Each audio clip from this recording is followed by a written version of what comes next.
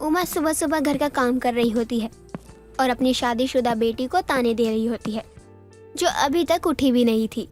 बहू, तू आज मेरी बात कान खोल के सुन ले। अगर किरण ना उठे तो उसका कोई काम नहीं होना चाहिए। माँ जी, कोई बात नहीं है, उन्हें सोने दीजिए, मैं कर दूंगी सारा काम, मुझे कोई परेशानी नहीं है। तभी तो वो यहाँ से जा नहीं रही अपने ससुराल। उसे काम करवा, अगर वो काम ना करे तो भूखे रख उसे। उमा अपनी बहू को ये कह ही रही होती है, तभी उमा की बेटी किरण अंगड़ाई लेते हुए वहाँ आ जाती है। माँ, आप मेरे खिलाफ जितनी मर्जी साजिश रच लो, लेकिन मैं कहीं जाने वाली नहीं हूँ। और हाँ, आप ये तो भूल ही जाओ कि मैं ससुराल भी जाऊंगी। और मैं भी देखती हूँ तू कब तक ससुराल नहीं जाएगी। जब तक मेरी सास मुझसे आकर माफी नहीं मांग लेती तब तक। ननद जी, हम औरतों को समझौता करना पड़ता है, और आपकी तो शादी को 2 महीने भी नहीं बीते हैं। हाँ हाँ, मेरी शादी को 2 महीने भी नहीं बीते थे, लेकिन मेरी सास ने मुझे इतना जलील क्यों किया कि मुझे यहाँ आकर अपने मायके में बैठना पड़ गया। बहू, तू अपना सारा काम कर, इसकी बातें सुनना बंद कर। ये कहीं की महारानी नहीं हो रही है जो इसकी सास इससे माफी मांगने आएगी। कल तो ये मुझे भी कह रही थी कि आपने ये गलती की है, मुझसे सॉरी कहो, मुझसे माफी मांगो। मुझे भी अब एहसास हो रहा है कि मैंने तुझे जन्म देकर गलती कर दी, गलती। माँ, आपको जो बोलना है ना बोलते रहो। भाभी, आप ये बताओ खाने में क्या बनाया है? मुझे उठते ही भूख लग जाती है। हाँ हाँ, दे इसे भरपेट खाना, तभी तो भरपेट खा के दामाद जी से और अपनी सास ससुर से लड़ेगी। किरण की शादी को 2 महीने भी नहीं हुए थे और एक रोज अचानक ही किरण अपना सामान लिए अपने मायके आ जाती है। और करीब 10 दिन हो चुके थे, लेकिन किरण अपने ससुराल जाने का नाम नहीं ले रही थी। और तो और उमा चाहती थी कि आस पड़ोस वाले को भी किरण के कारनामों की भनक न लगे। अब देर शाम विमला का उमा के घर आना होता है। क्या बात कर रही है उमा? और किरण बेटा, तू अब तक अपने ससुराल नहीं गई? नहीं गई हूँ, और न ही अब मैं ससुराल जाऊंगी। हैं? ये क्या बोल रही है तू? और क्यों नहीं जाना तुझे अपने ससुराल? कोई बात है क्या? और उमा, तूने मुझे बताया भी नहीं कि कोई ऐसी बात भी है। अरे ये मजाक कर रही है, शादी की है तो ससुराल तो जाएगी ही, बस मुझे लेके थोड़ा भावुक है। देखना मेरी कितनी याद आई है इसे कि ये ससुराल से बिना किसी को बताए ही आ गई। अच्छा, अरे लड़कियों की जिंदगी तो ऐसी ही होती है बेटा। वो तो पराया धन है, उन्हें एक न एक दिन तो अपने ससुराल जाना ही है। वही इसे मैं भी समझा समझा के परेशान हो चुकी हूँ, लेकिन ये है कि मानती ही नहीं है। अरे हम भी तो अपने माँ बाप को छोड़कर आए थे अपने ससुराल, अपने पति के घर। माँ, मुझे और कुछ बोलने के लिए मुंह मत खुलवाओ। मैं ससुराल नहीं जाऊंगी तो नहीं जाऊंगी। आपको जो करना है ना कर लो। अरे रे, इतना गुस्सा बेटा, इतना गुस्सा इस उम्र में ठीक नहीं है। अब तो तू किसी के घर की बहू भी बन चुकी है। अरे जाने दे उसे, आजकल के बच्चों का गुस्सा तो नाक पे ही रहता है। उमा का मुंह भी उतरा हुआ है और वो काफी दिन से घूमने भी नहीं आई है, ना ही घर से बाहर निकलती है जब से इसकी बेटी आई है। और इसकी बेटी का गुस्सा भी यहाँ रहने वाला नहीं था। यहाँ दाल में तो कुछ काला ही है, बल्कि पूरी दाल ही काली है। अरे विमला, कैसे आना हुआ और तू किस सोच में पड़ गई? सब ठीक तो है ना? कहीं तुझे भी तेरे मायके की याद तो नहीं आ गई? अरे मायके की याद किसको नहीं आती है उमा, बस बच्चों के बीच बंद कर रह जाती हूँ। विमला को उमा पर शक हो जाता है कि वो कुछ तो छुपा रही है। अब इधर किरण के ससुराल में किरण की सास अपने पति और बेटे से बात करती हुई बोलती है, मैंने तो पहले ही मना किया था कि इस लड़की को इतनी छूट मत दो कि कल ये सर पर बैठकर नाचने लगे। अब देखो, आस पड़ोस वाले हम पर थूक रहे हैं। माँ, इसमें उसकी क्या गलती थी? भला आपको क्या जरूरत थी उसके पिता के बारे में कुछ कहने की? अरे नहीं बोलती तो क्या हो जाता? अरे आप तो जानती हो ना कि वो अपने पिता से कितना लगाव रखती है। हाँ हाँ, क्यों नहीं, तू भी तो यही चाहता है कि अब मैं तेरी बीवी से माफी मांगू। और आप क्या देख रहे हैं टुकुर टुकुर? अपने बेटे को कुछ बोलते क्यों नहीं है?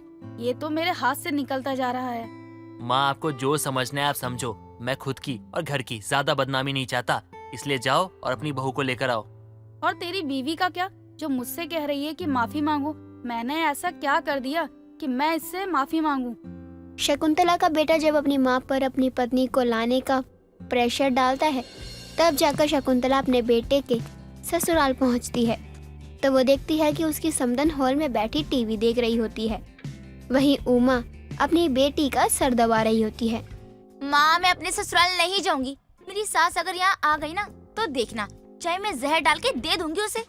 माँ जी आप, माँ जी इस लड़की का तो दिमाग खराब हो गया है। तू क्या माजी माजी कर रही है? सब ठीक तो है ना? माँ, आपको पता है मेरी सास मेरे पापा के बारे में सोते जागते उठते बैठते ताने देती रहती है। जब वो बूढ़ी होगी ना तब मैं उन्हें पानी भी नहीं दूंगी। खाना तो बहुत दूर की बात है। माँ जी पीछे देखिए, पीछे ननद जी की सास आई है। मेरी सास, और वो भी यहाँ। उस बुढ़िया को यहाँ आने के लिए ना 7 जन्म भी लग जाएंगे। बिना बात का ही घमंड है उसके अंदर तो।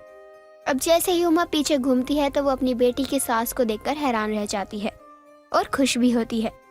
लेकिन किरण अपनी सास को देखकर ना तो वो खुश होती है, ना उनसे नमस्ते करती है, ना ही उसे बैठने को कहती है और अपने कमरे में जाते हुए कहती है, माँ, मैं अभी भी बता रही हूँ, मैं ससुराल नहीं जाऊंगी तो नहीं जाऊंगी। बहू, जा समधन जी के लिए चाय नाश्ता ले आ। मैंने तो बस इसे इतना कहा था कि तू अब तक सो रही है तो काम क्या तेरा बाप करेगा। देखिए समधन जी, आपकी भी सास रही होगी और आप भी एक बहू की सास हैं। अब सास माँ तो बन नहीं सकती और माँ भी तब बने जब बहुएं बेटी बनकर रहें। मैं बस इसे काम के लिए टोक रही थी, तभी मेरे मुंह से निकल गया कि काम क्या तेरा बाप करेगा, जिस वजह से ये बिना किसी को बताए यहाँ चली आई। मुझसे अच्छा मेरी बेटी को जानता ही कौन है। मैं उसे समझाती हूँ, वो आपके साथ ही जाएगी। हाँ समधन जी, आस पड़ोस वाले नात रिश्तेदार सभी मुझे ताना मार रहे हैं कि आखिर बहू कहाँ है तेरी बहू। माँ की तबीयत खराब हो गई तो इसका मतलब वो मायके चली गई। अरे बातें तो यहाँ भी सब बना रहे हैं। लो, ये मेरी पड़ोसन, इसे भी अभी ही आना था, इसे भी चैन नहीं है। अरे उमा, तूने भी नहीं बताया कि समधन जी आई है। और समधन जी कैसी हैं आप? अच्छा, किरण को लेने आई है क्या? अरे अच्छा है, बहुत दिन हो गए हैं उसे यहाँ रहते हुए भी। जी, बहू को लेने ही आई हूँ। समधन जी, मैं अभी उसे तैयार करवाती हूँ, तब तक आप नाश्ता कर लीजिए। उमा अपनी बेटी के कमरे में जाती है तो वो पहले ही चिल्लाती है, लेकिन जब उमा रोने लगती है तो किरण अपने ससुराल जाने के लिए मान जाती है। अरे किरण बहुत ही समझदार है समधन जी, अपनी माँ से दूर नहीं जाना चाहती है, तभी कह रही है कि नहीं जाऊंगी ससुराल। हाँ, बच्चे हैं और अभी नई शादी भी हुई है तो। बहू, तू यहाँ क्या खड़ी है? जा, तू भी अपनी ननद को तैयार होने में मदद कर दे। वो माँ जी कर रही हैं। विमला काकी, आप भी कुछ कर लीजिए। अरे ये जाए तो मैं किरण, उमा और इस सब की बुराई करूं, लेकिन ये है कि यहाँ से जाती ही नहीं है। जब किरण की माँ उमा किरण को तैयार करके लेकर आती है तो शकुंतला अपनी बहू के सर पर हाथ फेरते हुए कहती है, बहू, कल को मेरे ना रहने पर वो घर तुम्हारा ही है और मुझसे अगर गलती हो गई हो तो उसके लिए मैं शर्मिंदा हूँ। अरे नहीं समधन जी, आप भी कहाँ बच्चों की बातों में आ रही हैं। मेरी बेटी बहुत समझदार है, बस अपने पिता से बहुत प्यार करती है। शकुंतला को भी अपनी गलतियों का एहसास होता है कि उसने अपनी बहू को जाने अनजाने जो भी कहा वो गलत था, और उमा भी अपनी बेटी को अपनी कसम दिलवाकर और उससे अपने घर से विदा कर देती है। ढोलकपुर की रहने वाली कल्लो देवी सुबह सामान लेने के लिए गांव के बनिए की दुकान पर जाती है तो दुकानदार उसे देखकर कहता है, आवा आवा कल्लो बहन, बड़े दिनों बाद दुकान पे दर्शन दियो, बोलो क्या चाहिए? पूछ तो ऐसे रहा है लाला जैसे जो मांगूंगी फोकट में दे देगा। क्यों? अरे दादा, कल्लो बहन दुकानदारी करने बैठे हैं, जग भलाई करने नहीं। हाँ तो 3 पाव बेसन तोल कर दे दो और 1 किलो चावल भी। अभी देते हैं। इतना कहकर दुकानदार उसे सामान तोलकर दे देता है और कल्लो पैसे गिनकर दुकानदार को दे देती है। पैसे देखकर दुकानदार कहता है, अरे कल्लो बहन, पैसे देने में काहे कंजूसी करती हो? दोनों सामान के 80 रुपए हो गए और तुम हमको 60 रुपए दी हो। एक बात बताओ, तुम कंजूस के साथ हिसाब की भी कच्ची हो। हाय दैया, अरे पूरे हिसाब से ही तो दिए हैं। 30 का बेसन, 30 के चावल, और मैं तो इतने ही पैसे लेकर आई थी। अरे इस बढ़ती महंगाई में सामान का दाम नहीं बढ़ेगा। बेसन 10 रुपए बढ़ गया है, कछु खबर है? खबर तो मुझे सारे जहान की है, लेकिन अनजान तो मुझे बनना पड़ेगा, तभी तो 20 रुपए बचेंगे मेरे। अरे मैं तो बहुत कम ही दुकान पर आती जाती हूँ लाला, मुझे क्या पता बेसन के दाम बढ़ गए। अब मैं तो इतने ही पैसे लाई थी, बाकी के कभी आते जाते दे जाऊंगी। इतना कहकर कल्लो देवी वहाँ से निकल जाती है और दुकानदार अपना सर पकड़ लेता है। इस तरह कल्लो देवी जानते हुए भी अनजान बनकर अपने 20 रुपए बचा लेती है। कल्लो देवी को सभी गांव वाले कंजूस औरत के नाम से जानते थे। कंजूसी के चलते वो दिन में 3 टाइम की जगह 2 टाइम का ही खाना बनाया करती और दोपहर के समय किसी न किसी पड़ोसन के घर जाकर अपनी पेट पूजा करती। गांव वाले तो गांव वाले, उसका अपना बेटा भी अपनी माँ की कंजूसी देखकर हैरान रहा करता था। एक रोज दोपहर के समय उसका बेटा रोहन उसे आवाज लगाकर कहता है, माँ कहाँ हो? खाना लगा दो। खाना? अरे अभी सुबह ही तो 6 पराठे ठूसे थे तूने, फिर भूख लग गई? पेट है या कुआ? कौन माँ अपने बेटे को ऐसी बातें बोलती हैं? अरे सुबह सुबह 10 बजे खाना खाया था और अब 2 बज रहे हैं, भूख तो लगेगी ना। देख, वो सूरज लोहार है ना, उसके घर शाम को दावत है, इसलिए मैंने खाना नहीं बनाया। एक काम कर, खीरे पड़े हैं वो खा ले, फिर शाम को दावत में खाना खाइयो। माँ आप महान हो, मतलब शाम की दावत के लिए आपने दोपहर का खाना ही नहीं बनाया। माँ खाने के मामले में तो कंजूसी को परे रखा करो। चुप कर नालायक, बकवास मत कर, कंजूसी नहीं है। अरे अभी खा लेगा तो दावत में क्या खाएगा, जैसा कहती हूँ वैसा कर। रोहन अपनी माँ की बात सुनकर अपना पेट सहलाने लगता है। शाम को दोनों माँ बेटे सरजू लोहार के घर दावत पर जाते हैं और वहाँ से लौटते हुए उसे पड़ोसन कांता और मीना टोकते हुए कहती हैं, कल्लो बहन दावत खाकर आ रही हो क्या? हाँ मीना, और क्या बताऊँ, सूरज ने खाना बहुत मजेदार बनवाया था, पेट भर गया लेकिन मन नहीं भरा। हाँ तो तू सूरज से उस हलवाई का पता ले ले, कल को तू अपने बेटे की शादी की दावत देगी तो उसी से खाना बनवाइयो। क्यों रोहन बेटा? आंटी जी अब इसमें मैं क्या कहूँ। शादी की बात सुनकर पगला शर्मा रहा है। वैसे कल्लो दावत तो करेगी ना, कि कंजूसी के चलते वो भी ना करने का इरादा हो तेरा? तभी मीना और कांता जोर से हंसने लगती हैं, तो कल्लो को गुस्सा आ जाता है, लेकिन रोहन अपनी माँ को वहाँ से ले जाता है। समय बीतता है और कल्लो को अपने रोहन के लिए मीठी नाम की लड़की पसंद आती है, लेकिन शादी और दावत में खर्चा ना करना पड़े, इसलिए वो अपने बेटे की शादी मंदिर में ही संपन्न करवा देती है और गांव में सभी को अपनी बहू के मायके से आए लड्डू बंटवा देती है। एक सुबह चाय के लिए पतीले में थोड़ा सा दूध देखकर मीठी दुकान से दूध लेने के लिए चली जाती है। वो दुकान से घर लौट ही रही होती है, तभी पड़ोसन मीना उसे टोकते हुए कहती है, अरे कल्लो की बहू, तू घर से बाहर क्या कर रही है? नमस्ते आंटी, वो सामान लेने गई थी बस। अच्छा, वैसे मैं तेरी मुंह दिखाई में नहीं आई थी, बस एक बार आंगन में झाड़ू लगाते देखा था तुझे, फिर अभी देखा तो सोचा बात करूं तुझसे। आप मुंह दिखाई की क्या बात कर रही हैं? सासू माँ ने तो ये रस्म करवाई ही नहीं। हाय दैया, जरूर तेरी कंजूस सास ने पड़ोसनों के खाने पीने की झंझट के चलते नहीं बुलाया होगा किसी को। अब मैं तो यहाँ थी नहीं, वैसे बहू कहना तो नहीं चाहिए, लेकिन तेरे नसीब में बहुत ही कंजूस सास आई है। बताओ, शादी की दावत तक नहीं दी गांव वालों को। खैर, अब तुझे क्या कहूँ। मीठी पड़ोसन की बात सुनकर हैरानी में पड़ जाती है। घर पहुंचती है तो उसकी सास अंगड़ाई लेते हुए उससे कहती है, अरे बहू, तू कहाँ बाहर से आ रही है? वो सासू माँ चाय बनाने के लिए दूध कम था तो वही लेने के लिए मैं दुकान गई थी।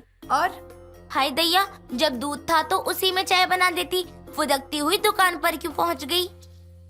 सासू माँ कहा ना कि अरे कम दूध का तो तू बहाना ही मत बना, उतने दूध में तो मैं 10 लोगों के लिए चाय बना दूं। आगे से ऐसा कुछ हो तो पहले मुझसे पूछ लियो। हट परे अब। इतना कहकर वो चली जाती है। अपनी सास का ये कंजूस अंदाज देखकर मीठी अब और हैरान हो जाती है और खुद से कहती है, यानी पड़ोसन सच कह रही थी, कैसी कंजूस सास पल्ले पड़ गई मेरे। बीतते समय के साथ मीठी भी अपनी सास की कंजूसियत से भली भांति परिचित हो जाती है। एक रोज कल्लो बाजार से 5 किलो गाजर लेकर आती है जिसे देखकर मीठी कहती है, सासू माँ, इतनी सारी गाजर बाजार में सस्ती मिल रही थी क्या? कहाँ बहू, वो तो परसों रोहन का जन्मदिन है ना, तो मैंने सोचा उसकी पसंद का गाजर का हलवा बना दूं, इसीलिए लिया ही 5 किलो, थोड़े सस्ते पड़ गए। इसी बहाने मैं सासू माँ को दावत करने को कहकर देखती हूँ। सासू माँ, मैं क्या कह रही थी, रोहन जी के जन्मदिन पर दावत रखते हैं ना? दावत? क्यों बहू, दावत का खर्चा तेरी अम्मा देगी क्या? जन्मदिन मेरी अम्मा के बेटे का नहीं बल्कि आपके बेटे का है, और करवा लीजिए ना एक दावत। पता है पड़ोसने भी ताने देती है कभी कभी कि तेरी कंजूस सास ने तो शादी की दावत के नाम पर एक एक लड्डू बांट दिए। अब आप ही बताओ, अच्छा लगता है क्या? सासू माँ, आपको रोहन जी का वास्ता, आपको उनके जन्मदिन पर दावत करनी ही पड़ेगी। हाय दैया, ये क्या कह दिया तूने? ठीक है, करवा दूंगी दावत। सच्ची सासू माँ? ठीक है, फिर मैं सभी को दावत का न्योता दे आती हूँ। ओ घोड़े पर सवार, न्योता एक घर से एक ही इंसान को दियो, पता चले पूरा गांव मेरे घर न्योते पर आ टपके। हाँ। मीठी दावत का न्योता देने निकल पड़ती है और कंजूस कल्लो ना चाहते हुए भी दावत की तैयारी में लग जाती है। वो भी जरूरत के हिसाब से ही सारी तैयारियां करती है और दावत के लिए बस आलू पूरी ही बनवाती है। सभी लोग उसके घर दावत पर आते हैं तो मीठी सभी को खाना परोसती है। तभी उसकी सास उसे टोकते हुए धीरे से कहती है, थोड़ा कम कम परोस नास बेटी, बहुत लोगों को न्योता दे आई है तू। सासू माँ, अभी आप चुप ही रहो। उनकी बात सुनकर पड़ोसन कांता कहती है, अरे बहू, तेरी कंजूस सास की दावत भी कोई दावत है भला? दावत क्या, इसे तो भंडारा भी नहीं कह सकते, क्योंकि भंडारे में भी आलू पूरी के साथ मीठे में हलवा परोसा जाता है। जा कर लो, तूने तो दावत में भी कंजूसी कर दी। मुझे दावत ही नहीं करवानी चाहिए थी। दावत में लोग आते जा रहे थे और धीरे धीरे खाना भी कम होता जा रहा था और कल्लो देवी ने जिस हिसाब से खाना बनवाया था वो कुछ ही देर में खत्म हो जाता है। लेकिन अपनी कंजूस सास की दी हुई दावत को जारी रखने के लिए मीठी अपने पति के साथ मिलकर कुछ देर पहले ही हलवाई को बुलवा चुकी थी, जिससे गांव वालों के सामने कल्लो देवी की बेइज्जती नहीं होती। ये बात जब कल्लो देवी को पता चलती है तब वो अपनी बहू के सामने बहुत ही शर्मिंदगी महसूस करती है। साथ ही उससे आगे कभी बेफालतू की कंजूसी ना करने का पक्का वादा भी करती है। आशा की सास सरोजनी आंगनबाड़ी में काम करती थी, जिसके चलते उसका ज्यादा से ज्यादातर समय बाहर ही निकलता। वो अपने घर में टाइम नहीं दे पाती और अपनी सास की आंगनबाड़ी की नौकरी से आशा बहुत परेशान थी, क्योंकि उसके चलते उसके पूरे घर की और अपने बच्चों की सारी जिम्मेदारी उसे अकेले उठानी पड़ती थी, जिसकी वजह से दोनों में हमेशा बहस हुआ करती। ऐसे ही एक रोज आशा किचन में काम कर रही थी, तभी उसे अपने बच्चे के रोने की आवाज आती है और वो हॉल में बैठी अपनी सास के पास आकर कहती है, माँ जी, जरा कमरे में जाकर मुन्ने को उठा लाइए, वो बहुत रो रहा है, जरूर उसे भूख लगी होगी। बहू, मेरे पास टाइम नहीं है, मुझे आंगनवाड़ी जाने के लिए लेट हो जाएगा। वहाँ भी मेरे बच्चे इंतजार कर रहे होते हैं। मैं तो यहाँ बैठी चाय का इंतजार कर रही थी। मैंने तो सोचा तू चाय देने आई है, लेकिन तू तो मुझे यहाँ ऑर्डर देने आई है। माँ जी, आपको ऑर्डर नहीं दे रही हूँ, मैं काम कर रही हूँ किचन में, इसीलिए आपको बोल दिया कि बच्चे को उठा लाइए। आखिरकार वो आपका भी तो पोता ही है। हाँ बिल्कुल है, मैंने कब मना किया, और मैं उससे बहुत प्यार भी करती हूँ, लेकिन मुझे अभी बिल्कुल भी टाइम नहीं है। मैं तेरी बस इतनी मदद कर सकती हूँ कि तू मेरे लिए चाय मत बना, मैं आंगनवाड़ी में ही पी लूंगी। कैसी सास है कि अपनी बहू की मदद नहीं कर सकती, चाय पीना छोड़ सकती है। इनके जैसा कामचोर इंसान मैंने आज तक नहीं देखा है। आंगनवाड़ी जाकर दूसरे बच्चों को संभाल सकती है, लेकिन थोड़ी देर घर के बच्चों को नहीं। अब तू यहाँ बुद्ध बन के मत खड़ी रह, जाके मुन्ने को संभाल। मैं आंगनवाड़ी चलती हूँ, मुझे देर हो रही है। सरोजनी इतना कहकर वहाँ से चली जाती है, जिसके बाद आशा भागते हुए अपने कमरे में आती है और अपने पति अमित को कानों पर तकिया लगाकर सोते हुए देखकर वो बच्चे को गोद में उठाकर गुस्से में कहती है, एक काम करो, 2-4 तकिए उठाकर ना और लगा लो अपने आसपास, ताकि तुम्हारे कानों में आवाज न जाए। अरे 2 मिनट बच्चे को उठाकर चुप करवा के मेरी मदद नहीं कर सकते क्या? बच्चे को संभालने की जिम्मेदारी सिर्फ एक माँ की होती है, उसी ने ठेका ले रखा होता है। क्या यार, पहले तुम्हारा ये मुन्ना नहीं सोने देता, दूसरा तुम नहीं सोने देती हो। सुबह सुबह क्यों फट रही हो बम की तरह? कौन सा भूचाल आ गया, बताओ। हद ही हो गई। अरे कैसे पति हैं आप? यहाँ लोग अपनी पत्नी के लिए क्या क्या नहीं करते, और एक आप हैं, सुबह सुबह बच्चे को संभालने में जरा मदद नहीं की जाती। अच्छा, अब तुम्हारा मन है मैं सुबह उठकर ऑफिस जाने के लिए तैयार होने की जगह आया वाला काम करूं? देखिए, अपने बच्चे को संभालना आया का काम नहीं होता। क्या आप अपने बच्चे से प्यार नहीं करते हैं? प्यार करने का मतलब ये थोड़ी ना है कि हमेशा उसे लिए घूमूं और मुझे बच्चे संभालना नहीं आता है। ये तुम लोगों का काम है, मेरा नहीं। और तुम 2-2 औरतें मिलकर एक बच्चे को नहीं संभाल सकती हो क्या? 2 औरतें मत कहिए, आपकी माँ का सारा समय आंगनवाड़ी में ही चला जाता है। मैं तो घर में अकेली ही बचती हूँ। तो आप ही बताइए, घर संभालूं, बच्चा संभालूं या क्या करूँ? देखो यार, ये तुम जानो या माँ जाने, ये घर के मामले में मुझे मत खींचो। वैसे ही मेरे पास ऑफिस की बहुत टेंशन है। अमित इतना कहकर बाथरूम में चला जाता है और कुछ समय बाद तैयार होकर अपने ऑफिस के लिए निकलता है। ऐसे ही समय बीतता है, लेकिन कोई भी आशा की परेशानी नहीं समझता। सभी लोग अपने अपने कामों में मस्त रहते। ऐसे ही एक रोज आशा अपने घर की साफ सफाई कर रही थी। तभी उसकी सहेली रूपाली का कॉल आता है और वो कहती है, और मैडम, कहाँ रहती हो तुम? जब से तुम्हारा बेबी हुआ है, तुम तो अपने दोस्तों को भी ऐसे भूल गई हो जैसे जानती ही नहीं हो। ना कोई फोन, ना कोई मैसेज। यार रूपाली, ऐसी बात नहीं है, और फोन मैसेज तो तब करूँगी ना जब मेरे पास टाइम होगा। मेरा सारा टाइम मेरे बच्चे को संभालने और घर के कामों में निकल जाता है। खुद के लिए भी टाइम नहीं मिलता मुझे तो। यार, ऐसा भी क्या बिजी होना, तेरी सास भी तो है, वो तेरी कोई मदद नहीं करती क्या? अरे तुझे नहीं पता, मेरी सास घरेलू सास नहीं, आंगनवाड़ी वाली सास है, तो उन्हें आंगनवाड़ी से फुर्सत ही कहाँ है। खैर तू ये सब छोड़, तू बता आज कैसे फोन किया? यार, मैंने तुझे इसलिए फोन किया था कि तेरे साथ थोड़ी शॉपिंग कर सकूं। हमारे यहाँ बहुत अच्छा मॉल खुला है और सब कुछ बजट में मिल रहा है वहाँ। चलना, चलते हैं। यार मन तो मेरा भी है कि चलूं, लेकिन मुन्ने को कौन देखेगा? तो घर में ही इतनी बिजी हो गई है कि दिन भी भूल जाती है। आज संडे है, तेरी सास आज भी जाएगी क्या आंगनवाड़ी? उन्हीं को दे दे थोड़ी देर के लिए मुन्ने को। तो सही कह रही है, रुक जा, मैं माँ जी से पूछकर बताती हूँ, दोबारा कॉल करती हूँ।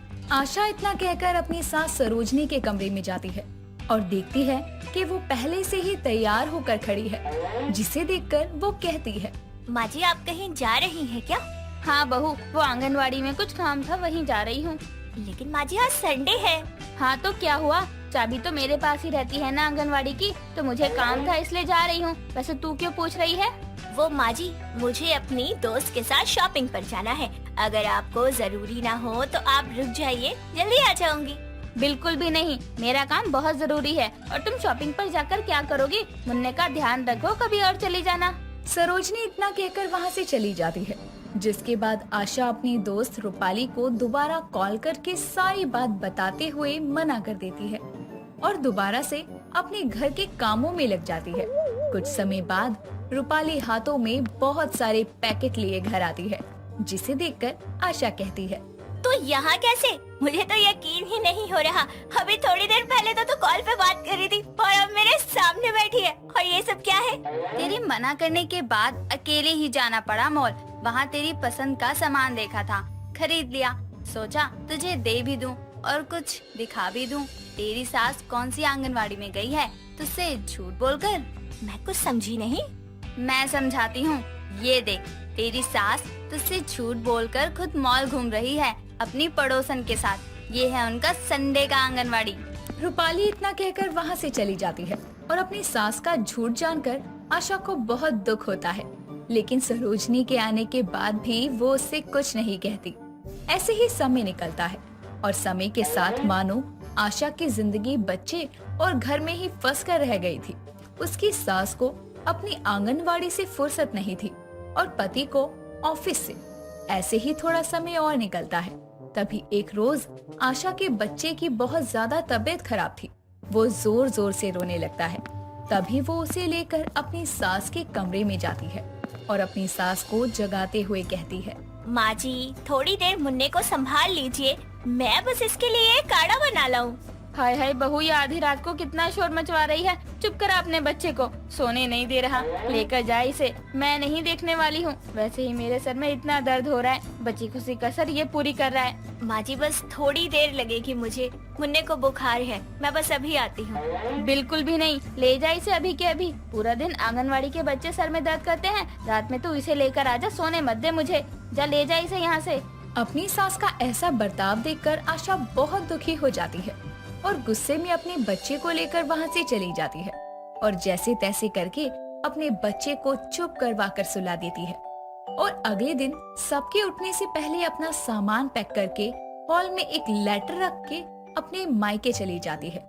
कुछ समय बाद सरोजनी आंगनवाड़ी जाने के लिए तैयार होकर नीचे आती है तो उसकी नजर लेटर पर जाती है, जिसे पढ़ते ही वो अपने बेटे अमित को आवाज देकर बुलाती है और उसके हाथों में लेटर देकर कहती है, बेटा, बहू तो घर छोड़कर चली गई। बताओ, ऐसे कोई अपना घर छोड़कर जाता है क्या, बिना बताए? अब हम क्या करें? देखा माँ, आपकी इस आंगनबाड़ी के चक्कर में आशा घर छोड़कर चली गई। गलती हमारी है, हमने कभी समझा ही नहीं कि वो अकेली क्या क्या संभालती है। आपने अपनी आंगनबाड़ी तो संभाल ली, लेकिन बड़े होने के नाते घर की जिम्मेदारी नहीं संभाल पाई आप।